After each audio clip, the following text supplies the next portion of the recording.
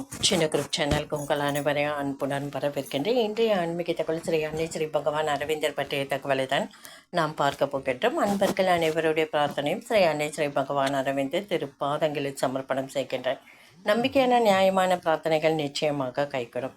எந்த சட்டமும் ஸ்ரீ அன்னை சக்தியால் எதிராக மாறும். பிறர் பொய் என்பது நம் பொய்யின் பிரதிபலிப்பு. ஆழத்தில் நம் பொய்யை விளக்கினால் அவர்களால் நம்மிடம் பொய் சொல்ல முடியாது.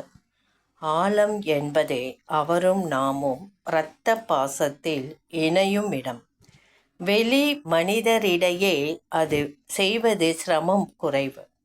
இரத்த பாசம் இல்லாத இடம் கடினமில்லை. அவர் நமக்கு தேவைப்பட்டார். அவர் பொய்யை விளக்க முடியாது. அவர் தேவைப்படுகிறதே எனில் அவர் பொய் தேவைப்படுகின்றது. பூரண யோகம் என்ற புத்தகத்தில் முதல் வாயிலில் ஸ்ரீ கர்மயோகி ஐயாவின் பதிவு. கணக்கு எழுதினால் பணம் வசூலாகும் என எழுதுவது முறை. நம்ம வரவு செலவு கணக்கெல்லாம் எழுதுவோம் இல்லைங்களா, அந்த மாதிரி கணக்கு எழுதும் பொழுது பணம் வசூலாகும் என நம்ம எழுதிட்டு கணக்கு அதற்கீழே எழுதுவது சிறப்பு. கணக்கு ஸ்ரீ அன்னை விரும்புவது என எழுதுவது சிறந்தது. இந்த ஆரம்பத்தில் இந்த 2 வார்த்தைகளை நம்ம எழுதிட்டு நம்ம தினசரி கணக்குகளை எழுதுவது நமக்கு பண வரவை ஏற்படுத்தும் என்று ஸ்ரீ கர்மயோகி ஐயா சொல்லியிருக்காங்க. தேர்வு எழுதும்போது என் செய்வது என பிரமித்து போனால் சோர்வு நம்மை மீறும். சோர்வுக்கு பலம் இல்லை. நாம் ஏற்றுக்கொண்டால்தான் பலம்.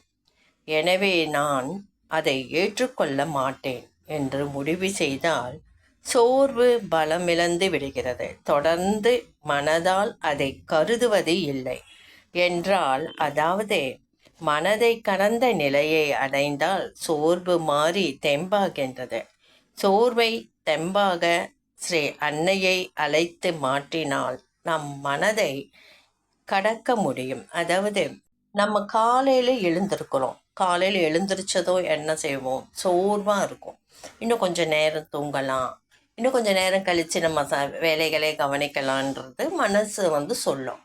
ஆனால் அதையும் மீறி ஸ்ரீ அன்னை கிட்ட, அம்மா என்னை காலையில் இந்த 6 மணிக்கு 5:30 மணிக்கு எழுப்பிடுங்கம்மா, எனக்கு வேலை அதிகமாக இருக்கேன், அந்த வேலையை செய்யக்கூடிய பலத்தையும் வலுவையும் தெம்பையும் எனக்கு கொடுங்கன்ட்டு நைட்டு இரவு நேரம் பிரார்த்தனை செஞ்சுட்டு படுத்துட்டு காலையில் எழுந்திரிச்சதும் அவங்க நம்ம சொல்கிற மாதிரி அந்த டைமுக்கு நமக்கு விழிப்பு வந்துடும்.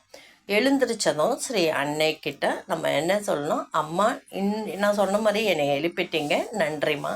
இன்றைய வேலை செய்யக்கூடிய அளவுக்கு என் மனதில் தெம்பையும் பலத்தையும் கொடுங்கம்மா. எல்லா வேலைகளையும் நான் விருப்பப்பட்டு செய்யணும் அப்படின்னு சொல்லி நம்ம பிரார்த்தனை செய்து நம்ம அந்த வேலையை ஆரம்பித்தால் அந்த வேலையில் இருக்கிற சிரமமே நமக்கு தெரியாது. நல்லதே நடக்கும், நல்லது மட்டுமே நடக்கும் என்ற எண்ணம் நம் மனசில் எப்போவுமே இருக்கணும். அந்த எண்ணம் பாசிட்டிவான எண்ணம். ஸ்ரீ பகவான் கொடுப்பதை பெற தகுதி தேவையில்லை, பெரும் விருப்பம் இருந்தால் மட்டுமே போதும். இது ஸ்ரீ கர்மயோகி ஐயா அவர்கள் சொன்னது. அடுத்து கவலை இருந்தால் சமர்ப்பணம் இல்லை. மனம் கவலைப்படும் போது நமக்கு ஸ்ரீ அன்னையின் நினைவு முதலே வரணும். அவங்க கிட்ட சமர்ப்பணம் செய்யணுன்ற எண்ணமும் வரணும். அப்படி இல்லாமல் நம்ம கவலையை பற்றியே அந்த எண்ணம் வராமல் நம்ம வேறு என்னமோ அந்த கவலைக்குரிய தீர்வை பற்றி நம்ம மனசில் நினச்சிட்டு அதை பற்றி சிந்தனை இருந்தால் நம்ம கவலையும் போகாது, நம்ம கவலை மேலும் நம்மை அழுத்தம்.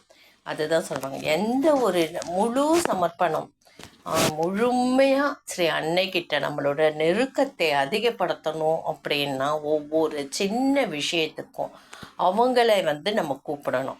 எந்த ஒரு செயலாக இருந்தாலும் அவங்கக்கிட்ட அந்த செயலை சொல்லிட்டு நம்ம ஆரம்பித்தோம்னா அந்த செயலில் நமக்கு வெற்றி கிடைக்கும். இப்போ இல்லத்தரசிகள்லாம் பார்த்திங்கன்னா அவங்க வீட்டு வேலை செஞ்சுட்டு வேலைக்கு போகும்போது ரொம்ப மனம் நொந்து அவங்களுக்கு வந்து கஷ்டமாக இருக்கும். அதே மாதிரி இரவு நேரமும் அவங்க வந்து ஆஃபீஸ் விட்டு வந்ததும் திருப்பி வீட்டு வேலையும் கவனிக்கணும், ஆஃபீஸ் வேலையும் அவங்க கவனிச்சாக வேண்டியது சூழ்நிலைக்கு தள்ளப்படுறாங்க.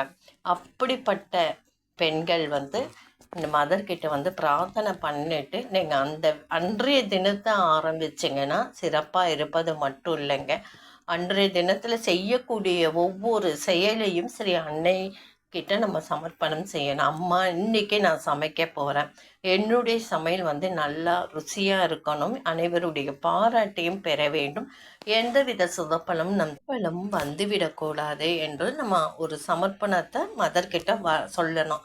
மதர்கிட்ட உட்கார்ந்து நம்ம பிரார்த்தனை பண்ணணுன்ட்டு இல்லை, நம்ம எங்கே இருந்தாலும் மனசில் நினச்சா நம்மக்கிட்ட மதர் வந்து வந்துடுவாங்க.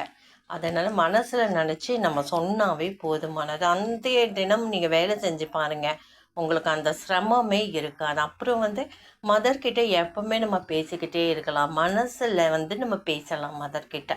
மதரம்மா நான் வந்து இப்போ தூங்க போகிறேன், மதரம்மா எனக்கு ரொம்ப கால் வலிக்குது, மதரம்மா எனக்கு என்னமோ கவலையாக இருக்கு, மதரம்மா நான் ரொம்ப சந்தோஷமாக இருக்கேம்மா, அம்மா அம்மா அம்மா என்ற அந்த வார்த்தைகள் வந்து நம்ம அதிகமாக உபயோகப்படுத்துறதுனால ஸ்ரீ அன்னை ஸ்ரீ பகவான் அரவிந்தரும் சரி நம்ம கிட்டேயே அவங்க ரொம்ப நெருக்கமாக நம்ம கிட்ட வந்துடுவாங்க.